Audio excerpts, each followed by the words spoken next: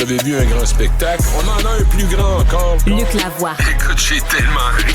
Yasmine Abdel-Fadel. C'est une pièce d'anthologie. La rencontre, Lavoie Abdel-Fadel.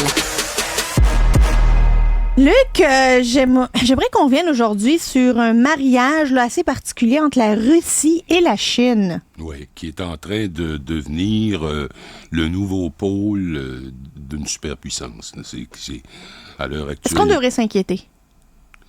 On devrait s'inquiéter, oui, on devrait s'inquiéter, mais que peut-on faire? C'est ça le problème. C'est que, autrefois, après la Deuxième Guerre mondiale, les États-Unis étaient tellement plus puissants que n'importe quel autre pays que quand tu disais « je veux faire quelque chose qui leur déplaît », tu y pensais 4 fois parce qu'ils étaient capables de te raser. Mais là, à l'heure actuelle, sur le plan militaire, la Chine a une croissance de ses équipements qui est absolument renversante. Je veux dire, ça sort. Puis en plus, ce sont des équipements développés en Chine. Ils n'importent pas de la France, de l'Angleterre, des États-Unis. Alors, c'est une puissante machine. Ils ont essentiellement volé. Le mot est mal choisi. Ils ont essentiellement Ils se sont accaparés. Ouais, voilà, quel beau mot. Ils se sont accaparés. Toujours là pour toi, Luc. Ils se sont accaparés de l'industrie manufacturière occidentale. Hey, la voiture électrique, l'industrie de la batterie. Tu vois, le cas des voitures électriques, c'est quand même extraordinaire. Les Chinois parlaient pas de ça. Non. Il y a pas longtemps, ils parlaient pas de ça. Je me souviens, il y a 2 ans, je pense que c'est il y a 2 ans, 3 ans, j'étais allé à un match de tennis. Et tu sais, il y a des commanditaires qui exposent certains de leurs produits. Et il y avait un kiosque spécial où les filles étaient particulièrement attirantes. Et t'es-tu allé voir qu'est-ce qu'ils vendaient ou t'es allé voir les filles, Luc? Ben, ça a marché parce que j'ai vu les filles, je me suis approché. Luc.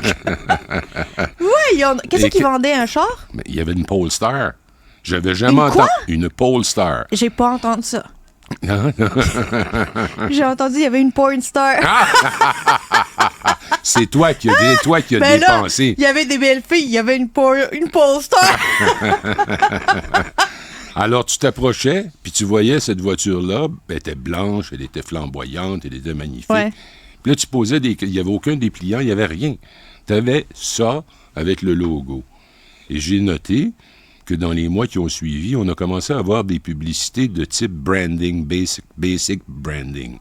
C'est-à-dire, tu voyais des Polestars se promener dans des décors absolument fantastiques, avec une musique derrière, puis rien. Tu voyais juste le nom Polestar apparaître. Et là, le temps a passé. Là, maintenant, nos écrans sont inondés de publicités de Polestar, et les Chinois, pendant qu'ils ne disaient rien, fabriquaient des voitures électriques. Ils les fabriquaient. Ils n'y pensaient pas, ils ne les planifiaient pas, ils les fabriquaient. N'oublions pas que c'est une société d'État chinoise qui s'est portée acquéreur de Volvo, qui s'était retrouvée par toutes sortes de manœuvres entre les mains de General Motors. Ils étaient presque au bord de la faillite, et tout à coup, ce gigantesque fonds d'investissement chinois est arrivé à acheter. Volvo est resté localisé en Suède, continue de vendre ses produits Volvo, mais surtout, toute la technologie du Polestar, c'est la technologie électrique de Volvo qui leur appartient dorénavant.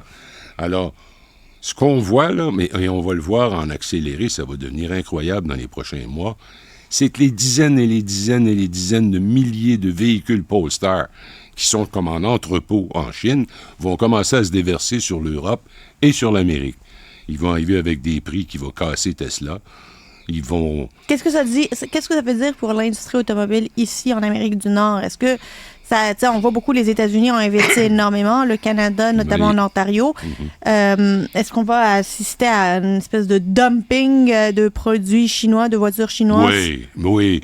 Mais il faut faire attention, le mot dumping a une signification légale. C'est très difficile de démontrer un cas de dumping, bien que ça arrive. Il faut que tu sois capable de démontrer hors de tout doute que celui qui te vend le vend à perte énorme. Donc, c'est plus de la concurrence, c'est d'autres choses. Alors, les Chinois, silence.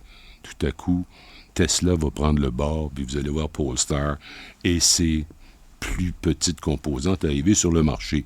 Tout ça pour revenir à la Chine. Au moment où l'on se parle, il y a autour de Taïwan des manœuvres militaires chinoises pour le moins épeurantes. Là. Tu comprends? On parle d'une 40aine d'avions de combat qui se promènent dans le ciel de Taïwan. Et comme vous savez, Taïwan, ça s'appelait Formosa autrefois.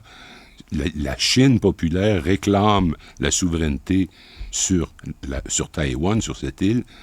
Elle le fait depuis que Mao a pris le pouvoir en 1949. Toujours. Alors là, on arrive au point où ils sont militairement capables de le faire, où les États-Unis seraient pas mal tout seuls à les défendre. Le Japon donnerait un coup de main, mais le Japon est en train de rebâtir son arsenal militaire. Alors, ça se passe pendant qu'on parle. Et ça se passe aussi une semaine ou deux après la visite de Xi Jinping, le numéro 1 chinois, qui a quitté pour la première fois la Chine depuis la pandémie pour aller faire une visite officielle en France, hein, et surtout en Russie. Ben oui. Et en Russie, écoute, il a été accueilli comme Dieu, ou presque. Il y a eu des tas de, communiqués conjoints sur toutes sortes de thèmes, et on voit bien qu'il y a maintenant un axe Chine-Russie qui est en train de prendre racine. Et il faut y ajouter, pour être sûr qu'on comprend l'ensemble du portrait, l'Iran. Alors, les Russes envahissent l'Ukraine, l'Occident se fâche, impose des sanctions économiques de toutes sortes, comme on n'en avait jamais vu dans aucun cas, et la Chine, donc, arrive à la rescousse, parce que la Russie, en principe, devait étouffer économiquement à cause de ces sanctions. Qu'est-ce qui est arrivé? Tenez-vous bien, mesdames et messieurs, la croissance économique en Russie l'année dernière a été supérieure à celle du Canada. Alors, ça a eu zéro effet. En fait, ça a eu un effet pervers contraire. Les Russes continuent de faire la guerre, évidemment, en Ukraine. Les Chinois disent on vend aucun armement, on fournit aucun armement. Attention, ils fournissent les semi-conducteurs. Ils fournissent les machines-outils pour construire des armes. Pas du matériel létal, mais de l'équipement pareil. Oui, de l'équipement pareil. Ils vendent des modules pour réparer des avions russes. Écoute, les banques, un matin, les gens se sont levés en Russie, puis il n'y avait plus d'argent dans les machines bancaires. Mais là, ça n'a pas été long, ça a pris une semaine ou deux. Le nom changeait, c'était une banque chinoise qui prenait le contrôle. Et pendant ce temps-là, quelle est la seule richesse de la Russie qui vraiment lui permet de prétendre être une puissance? C'est les hydrocarbures. Ben oui. Gaz naturel et pétrole, autant un que l'autre. Alors, il y avait un embargo total. L'Inde dit, m'en balance de votre... Embargo, envoie-moi ça. Envoie-moi ça ici parce que les Russes le vendaient à 25, 30, 40 Ben oui, ils voulaient de que le monde rabais. l'achète. Alors, à côté de ça, est arrivé la Chine qui a dit, ton pétrole, je le veux. Puis je vais être fin avec toi. Puis je vais prendre ton bord. Et puis le mariage qui est en train de se tisser, qui est une sorte de transfert gigantesque de pouvoir entre l'Est et l'Ouest, est en train de se produire sous nos yeux. Ça veut dire que il y aurait une superpuissance supplémentaire. Il n'y a plus qu'une seule. Là, autrefois, il y avait seulement les États-Unis. Il y aurait une puissance aussi grande qui se retrouverait entre les mains d'un parti communiste répressif qui ne considère rien comme nos droits de l'homme. On aurait donc un axe. Ronald Reagan aurait dit un axe du mal, Russie, Chine, Iran. Parce que l'Iran, j'en ai pas beaucoup parlé, eux aussi, ils envoient leur pétrole en Chine. Le problème, c'est qu'avec les trois, c'est le pétrole, c'est le gaz, c'est la technologie avec la capacité manufacturière. Absolument. Et c'est des capacités quand même de défense qui sont assez importantes quand on parle de la Russie. Et voilà. Et au moment où les véhicules électriques se développent, ils se développent pour n'importe où sur la Terre, ces véhicules-là. Les Russes vont les prendre où, leurs véhicules? En Chine. On vient de se couper un marché. Quand tu allais en Russie depuis la chute du communisme, ce que tu voyais, c'était des Renault, des Peugeot, des voitures allemandes. Ben là, ça commence de plus en plus à être des voitures chinoises qu'on n'a pas encore vues ici. Mais on va les voir bientôt. Et pendant ce temps-là, la Chine continue ses menaces sur Taïwan, qui pourrait donner lieu à une guerre dévastatrice. Il semble vraiment sur le pied de guerre. Un nouveau président a été élu à Taïwan Puis il a fait un discours pour dire qu'il ferait tout en son pouvoir pour défendre l'indépendance de Taïwan. Les Chinois ont dit « Ah oui », et la réponse, c'est aujourd'hui qu'elle est venue. Ces manœuvres militaires extrêmement, extrêmement dangereuses, c'est leur réponse au discours. Alors donc, revenons à mon propos de départ. Nous sommes en train d'assister à un transfert énorme de puissance militaire, de puissance économique, de puissance manufacturière. Ce ne sera plus l'Occident qui va tout faire et les autres vont suivre. On va se retrouver dans une situation où il va falloir faire des salam alek à la Chine. Puis on n'a pas des bien bonnes relations avec eux, comme tu sais. Alain Perfit disait en 73, quand la Chine s'éveillera, le monde tremblera. Voilà. Alors la Chine est très, très éveillée à l'heure actuelle. La Russie est sur un pied de guerre. La Russie devient comme le bras armé de cette Chine. Ah oui. Et l'Occident, ils sont là. Les Allemands, les Français, ils reçoivent Xi Jinping. Parce que Xi Jinping, il se doute bien que si c'est pour continuer comme ça, il faut qu'il y ait accès au marché européen. Alors, il est fin dans ses propos avec eux, puis ceci, cela. Pendant ce temps-là, la Chine, Russie, Iran et les autres, et t'as l'Inde, qui est une autre très grande puissance, qui, elle, se promène d'un à l'autre. Va choisir de quel bord elle va aller, parce que autrefois, c'était la Chine, le pays le plus populeux au monde, c'est maintenant l'Inde. Alors, on est devant une situation assez unique. Un carrefour de l'histoire, vraiment. Comment on va faire face à ça?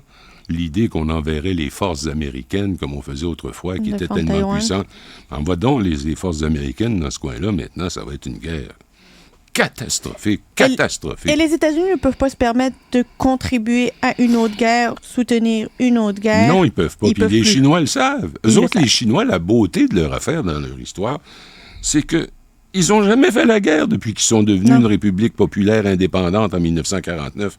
Alors, les Américains dépensent des milliers de milliards par mois pour mener la guerre à droite, à gauche, soutenir une guerre, se mêler de celle-là. Et les Chinois, eux autres, pendant ce temps-là, ils investissent dans leurs infrastructures. Ils attendent. Et puis, je te dis qu'eux autres, la ligne bleue, ça n'aurait pas pris 30 ans. Faut voir le nombre d'aéroports qui ont été construits juste dans les 5 dernières années. C'est quelque chose d'absolument hallucinant. Les autoroutes, les chaussées, c'est fabuleux. Alors, voilà où ils s'en vont, la Chine, et voilà où nous, qui sommes un peu les vassaux des Américains, dans quoi on va se retrouver.